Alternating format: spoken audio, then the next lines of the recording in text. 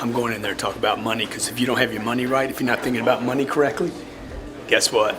I'm going to show you today how to get through all this rejection and disappointment, discouragements, the hang-ups. You got to change the way you look at money. This is not money right here, okay? This is not money. This is just dumbness.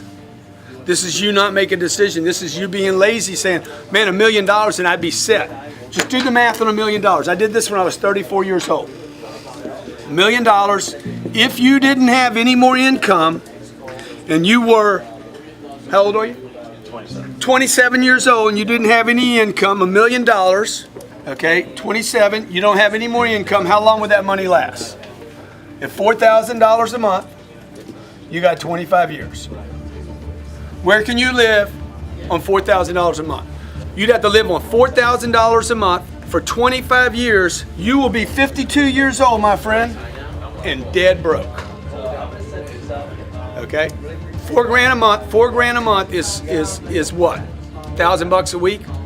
You're spending probably $900 a month on groceries. What's your rent? $3,000. You got like 12 years left.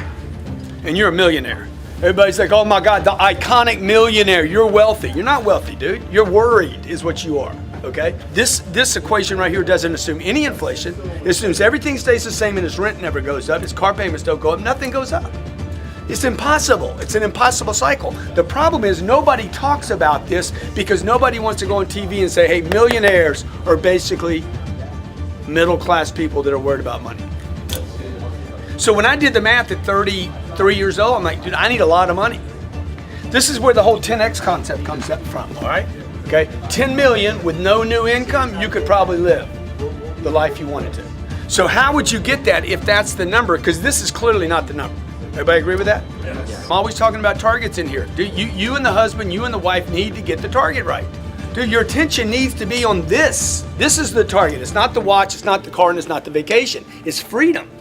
67% of wealthy people surveyed said they weren't going for wealth, for cars and boats and trips. They were going for the freedom of worry, to not be concerned about money every day. I want to be concerned about my kids. I want to be concerned about, what we do when we have time together. I want to be concerned about how happy I am in my marriage. I don't want to be worried about pieces of paper that I don't have enough of, or where it's going, or what things cost. And I started with zero, just so you guys know. I didn't have anything. So when you're sitting there on the phone thinking, how am I going to get to there? You can, but you need to stay focused, okay? So number one thing you got to do is this. You got to change the target, and you need to look at the target daily. When you change the target, everything changes. Number one, the target. Number two, you need to get your income to a place. This is a fascinating concept right here, okay? If you can do this, I guarantee you'll be rich. You need to get your income not to what pays your bills, but to where you can save 40% of your gross income is saved. If you can do this, you will get that. So watch what happens. If you make $10,000 a month and you want to save 40,000 of it, you would pay yourself first. The government doesn't let you do that. They don't trust you. They're like, no, get that money from him first before he blows it. We know he's going to blow it. Okay, we know the IRS is going to they're going to withhold probably 44,000 of it. So look, if you'll pay the freaking IRS $4,000 of 10, you need to figure out how to pay yourself $4,000. What's the problem here? You got to live on 2. So just keep doing the math out. This is the math you need to do with your spouse. You need to keep working it out until you're like, he's like, let's go buy a new car. Yeah, we ain't got any money for a new car. That's why when I was 35 years old, no one knew that I was a millionaire. Nothing had changed. I was still running with shit shoes, buying $40 shoes and working a shirt out as long as I could. And like, nobody saw, I didn't have fancy cars. I'm driving a Camry with $1 million in the bank. Because I was using this, okay? I pay the IRS. I've always paid those bastards. All right? And then what I did was, I'm a bank $4,000. And then I realized, dude, I can't live on 2. It's making my life hard to do this. This money, by the way, a better word for saving is storage. I was storing money, not saving money. I'm storing it. I'm stockpiling, if you like that word better. You don't want to save money. It's worthless. It's like saving a legal pad. A legal pad is only good if you use it. Money is only good if you use it. How many heard this term? Cash is? King. It's worthless. Cash is worthless. It's not a king. Like cash is not king. Cash is shit. It just sits there and dies. Or you lose it. If you leave money in this storage account too long, guarantee you it will disappear. It always has in your life. This is what they don't teach you at Harvard. Okay, number 3 thing you're gonna do. You're gonna go broke right here and invest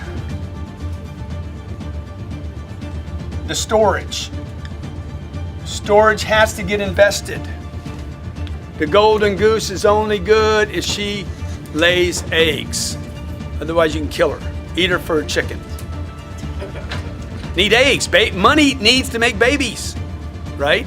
So your goal right here is to invest the storage money and continue to do that until this money over here, the passive money,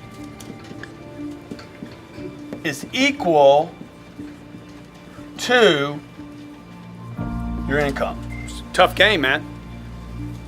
Right? So what would I do? I'd go out, I'm gonna make 30 grand, I'm gonna store 12, I'm gonna pay the IRS, I'm gonna live on 6.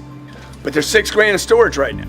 Pumping it, keep pumping it, until you find a place where you're like, I'm gonna invest this money now. When you make this move right here, do not invest in anything that is a maybe. Dude, you can't risk this money. Warren Buffett says, don't lose money, number 1. Number 2, don't lose money. I would tell you, number 3, don't lose money. So what can you invest in? You can't leave it in the bank, because that's losing money. They don't pay you anything. It takes you 833 years to double your money at the bank today.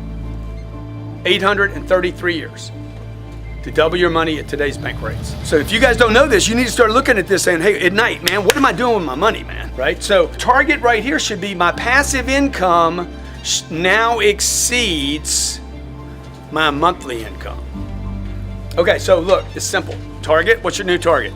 Freedom. Yeah, freedom. But let's put a number on it. Your first target should be $10 million and nothing short of that. Second thing, you got to get your income to 40%. You got to get your income to where you can bank 40% of your income. This is the most difficult part of this in the beginning, because you're starving here. Third thing is, this money, you need to stay broke with this money. You need to get this money in a sacred account somewhere where no one is going to jack with this money, okay? Find a place that's gonna go where you don't lose the money. Number 3, don't lose money.